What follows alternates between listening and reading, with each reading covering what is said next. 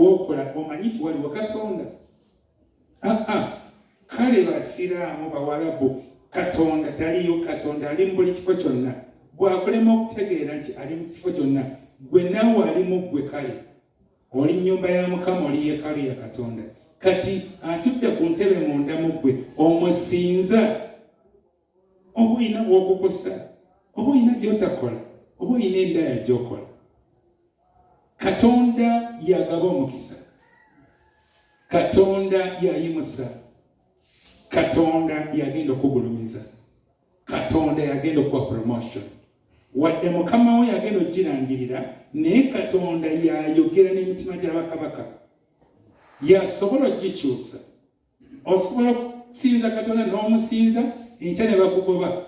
Lwaki ne Katonda ayogedde wali Yesu nti bansinziza bwereere. Naakuleka Katonda naye nensinza Mukama, tonnamusinza. Waliwo ky'otannawulira. Twetaaga tuwulire Katonda ng'ayogera. Tugondere eddoboozi lye. Tukankanire ekigambo kye. Bwe kinaabeera bwe kityo, tugenda kusanyusa Mukama. Nga tonnasinza, nga tunawanika mikono.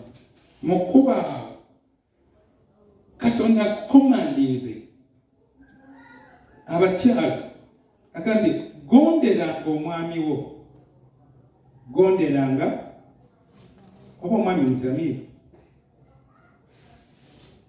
oba alimu n'ebyobusamize, doesn't matter. Ekigambo kiri gondera. Okuleka ng'akugamba nti genda osamire, Katonda wajja okuyimirira ng'akusemba okumujeemeramu ekyo.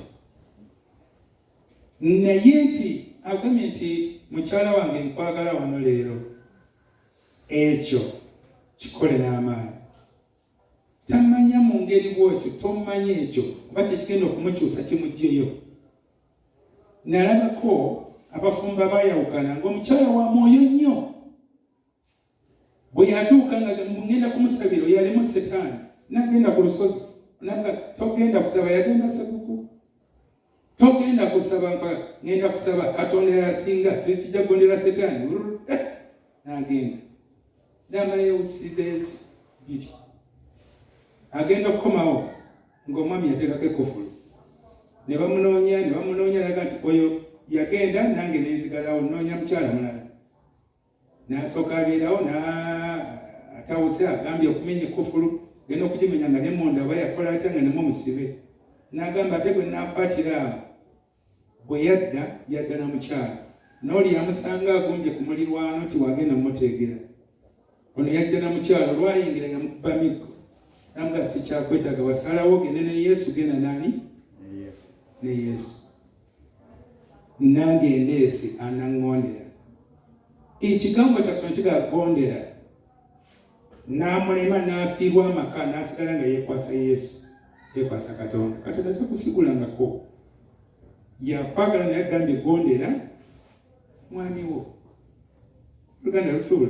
Kati temuwajja omugondera wadde mu bulumi oba osinza Katonda. Ekintu kimu kusamira. Jana tugende twali ennyimbe, jana tugende tusamire, jana tugende tukwate emidigari. Bw'omuga nti no, mukwano, ekyo sijja. Katonda abamwesigwa.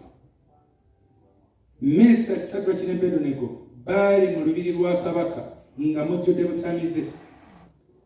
Naye nga bamugondera, lwe yabagamba lumu, musinze ekifaananyi, lwe bagamba nti ayi kabaka owangaale, kitegeeza tukuwa ekitiibwa kyonna, naye wano tetukwatawo.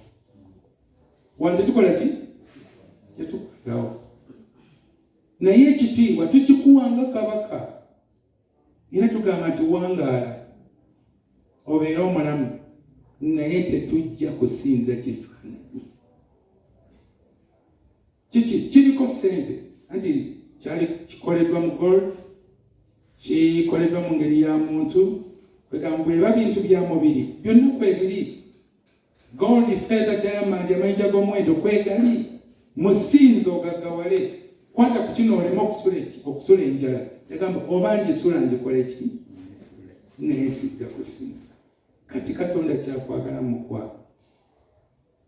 olemere ku kigambo oba omulamu. Abaayagala okutaasa obulamu mwattu ate be baafiirwa obulamu, kubanga abaayagala okusiba bano babasuula mu muliro bo bamanyi bali ne kabaka byakyuka, beekanga be basuuliddwa ate gwe gwabaaniriza ne gusanyuka ne gubasanyukira. Bwe kityo emirundi mingi ne ku Danyeri bwe kyali, ne ku Morodokayi bwe kyali, bangi bw'ojja obamenya byekyusa bwe biti gwe kasita osinza Katonda. So tusinze Katonda mu mazima ne mu mwoyo.